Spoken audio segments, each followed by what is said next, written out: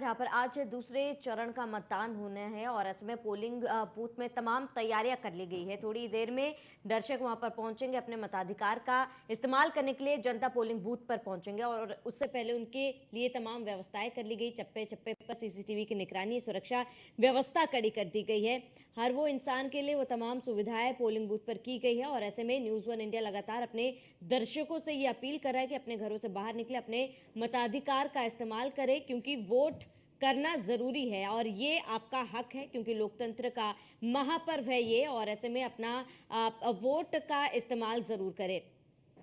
और ये polling booth की तस्वीरें आपको दिखा रहे हैं जहां मतदान से ठीक पहले तमाम व्यवस्थाएं की गई है और पोलिंग बूथ को किस तरीके से सजाया गया है। और इसके साथ ही बता दें कि दो बुजुर्ग हैं, महिलाएं हैं, दिव्यांगजन हैं, उन तमाम लोगों के लिए तमाम सुविधाएं की गई है जिससे उनको किसी भी तरीके की परेशानी ना हो।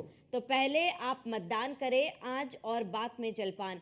ऐसे में परिधि मेरे साथ न्यूज रूम से लगातार बनी हुई है। परिधि, क्योंकि अगर पहले चरण की बात की जाए तो वोटिंग परसेंट जो है काफी ज्यादा कम रही थी और ऐसे में कहा यह जाता है कि पहले चरण की वोटिंग परसेंटेज जो है उससे कहीं ना कहीं दूसरे चरण में इसका असर भी देखने को मिलता है। आपको लग रहा है इन तमाम 8 सीटों पर क्या वही तस्वीरें देखने को मिलेगी? परिधि, जो तस्वीर 19 अप्रैल को देखने को तो मिली थी श्रावणी, मत प्रतिशत घटा था, तो कहीं ना कहीं सवाल यहाँ पर निर्वाचन आयोग पर भी खड़े हुए थे। जागरूकता अभियान चलाए गए और तमाम जो कोशिशें हैं वो की गई, लेकिन कहीं ना कहीं जो ग्रामीणों की समस्याएं थी, लोगों की जो समस्याएं थी, उनके आधार पर उन्होंने चुनाव का बहिष्कार कर दिया। अगर हम बात देखिए उत्तराखंड की करते हैं तो वहां पर मुख्यमंत्री पुष्कर सिंह धामी ने एक टीम भी गठित कर दी कि जहां पर ग्रामीणों की समस्याएं हैं उनकी समस्याओं को सुना जाए, जिस तरीके से उन्होंने चुनाव का बहिष्कार किया। और अब यूपी की 8 सीटें हैं और पहले चरण की 8 सीटों में भी कम जो प्रतिशत रहा मतदान का वो देखने को मिला और अब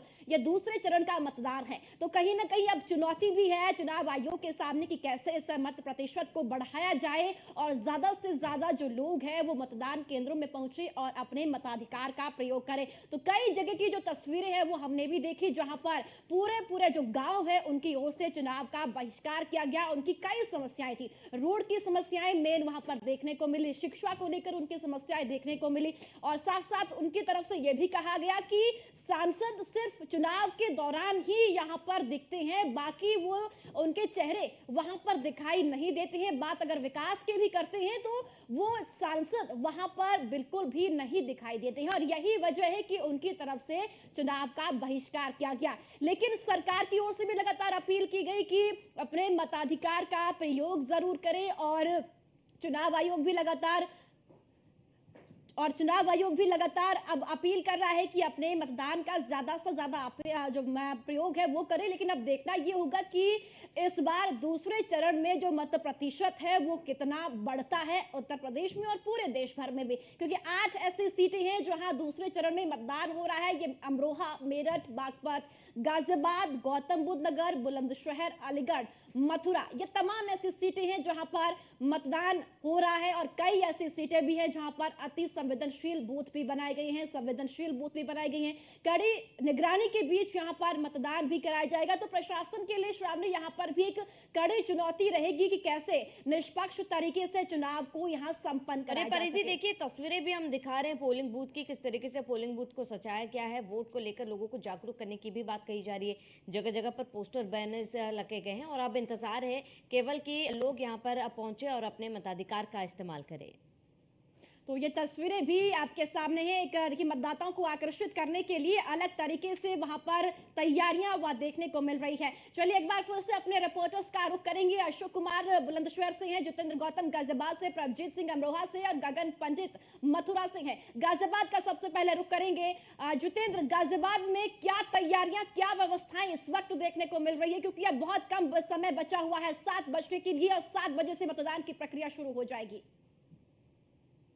गाजियाबाद को यूपी का गेट भी कहा जाता है, जिसकी वजह से गाजियाबाद की तैयारी बहुत ज्यादा अहम मानी जाती है, क्योंकि उत्तर प्रदेश का जो गेट है वो गाजियाबाद है। ऐसे में गाजियाबाद को चुनाव के तौर पर लगभग बांटा गया, 192 सेक्टरों में बांटा गया है और इसके बाद लगभग 837 बूथ बना पोलिंग सेंटर बनाए गए हैं, जिसमें 3000 से ज्यादा पोलिंग बूथ बनाए गए हैं। 29 लाख वोटर जो है वोट करने जा रही हैं। ऐसे में गाजियाबाद में वोटिंग को लेकर एक सबसे बड़ी पहल ये की गई है। गाजियाबाद की जो रेजिडेंशियल एरिया है, जहाँ पर सोसाइटीज है, वहाँ के लोग अक्सर उनका वोटिंग परसेंटेज कम रहा करता है, लेकिन उसके लिए इस बार गाजियाबाद में उनकी ही सोसाइटी में वोट की व्यवस्था की गई है कि वो अपना वोटिंग घर से बाहर निकलते, अपने फ्लैट से बाहर निकलते गेट पर सोसाइटी के वोट कर सकते हैं। जिसकी वजह से अंदाजा ये लगाया जा रहा है कि गाजियाबाद का जो शहर का इलाका है, वहाँ पर जो वोट प्रतिशत कम रहता है उसको बढ़ाया जा सके। वहीं दूसरी ओर बात करें, गाजियाबाद में इस बार ये त्रिकोणीय श्रृंखला मानी जा रही है, क्योंकि एक तरफ जहाँ ठाकुरों के वोट साधने के लिए बीएसपी से नंद किशोर कुंडीर है, तो वहीं अतुल गर्ग है बीजेपी से, और दूसरी ओर डॉली शर्मा जो है वो गठबंधन की प्रत्याशी बनाई गई है। तो ऐसे में कहीं ना कहीं त्रिकोणीय ये मुकाबला देखा जा रहा है, क्योंकि अगर बीएसपी कैंडिडेट की बात करें तो उन्होंने शहर से नाता तोड़कर देहात इलाके में जो ठाकुर समाज के जो लोग हैं उनसे अपना जनसंपर्क बनाया था, और उन्हीं के वोट पर वो अपनी जीत की जो दम है वो कर रहे थे। वहीं दूसरी ओर अगर गाजियाबाद के जो बीजेपी कैंडिडेट है उनकी बात करें तो साहिबाबाद विधानसभा क्षेत्र हो गया या गाजियाबाद विधानसभा क्षेत्र हो गया, इसके अलावा धोलाना या मुरादनगर, लोनी, ये ऐसे विधानसभा क्षेत्र हैं जो कि गाजियाबाद लोकसभा में आते हैं, और इनके वोटों पर ही गाजियाबाद के जो बीजेपी कैंडिडेट हैं वो अपने आप की जीत को मानते हुए चल रहे हैं कि वो 5 लाख से अधिक से वोट जीतेंगे, ऐसा ही इनका दावा है।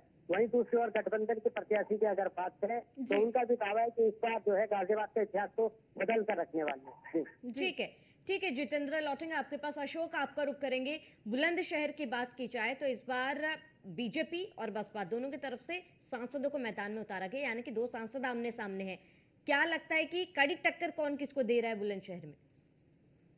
बिल्कुल, आपको परिधि आपको पता है, जिस तरीके की लगातार बुलंदशहर में चुनावी रैलियां हुई, जनसभा हुई, आरोप प्रति आरोप लगते रहे, तभी अपना माहौल बनाने की कोशिश की गई। वो ये बुलंदशहर वो सरजमी है कि बुलंदशहर भाजपा का गढ़ माना जाता है, कि कल्याण सिंह जो यहाँ का वोटर है वो इफेक्ट करता है कल्याण सिंह को। तो तमाम चीजों को देखा जाए तो भारतीय जनता पार्टी यहाँ से मजबूत है, क्योंकि लगातार 2 बार से सांसद और अब तीसरी बार भाजपा के प्रत्याशी बनाए गए डॉक्टर भोला सिंह, और वहीं नगीना से सांसद गिरीश सिंह जाटव को यहाँ से प्रत्याशी बनाया गया है।